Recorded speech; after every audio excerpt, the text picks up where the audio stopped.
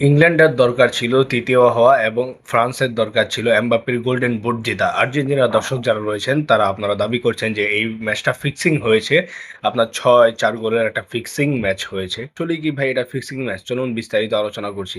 দেখেন ভাই, এই ম্যাচ নিয়ে তো এমনিতেই কারো আগ্রহ নাই। এর মধ্যে আপনার কোনো টিমেরও কোনো লাভ নাই। ফ্রান্সের প্লেয়ার যদি গোল করে তাহলে হয়তো বা সে গোল্ডেন বুট জিতবে।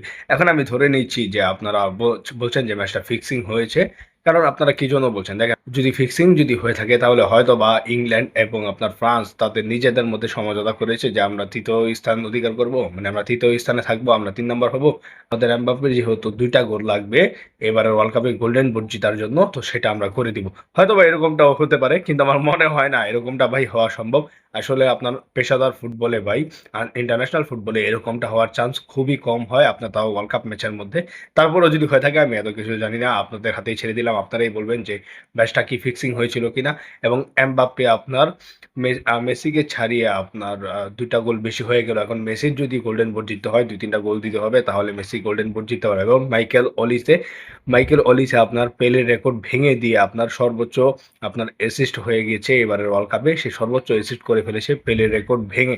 তো এই হচ্ছে আপনার ফ্রান্সের আলোচনা। আর বুকায়ো সাকাকে আপনার তারা নামায় নেই, বুকায়ো সাকাকে তারা বসিয়ে রেখেছে। আজকের ম্যাচে সে হ্যাট্রিক করেছে, তাহলে চিন্তা করেন যে এই বুকায়ো সাকার মতো প্লেয়ারকে তারা আর্জেন্টিনার সাথে আসতে দিবেনই রাখেনি।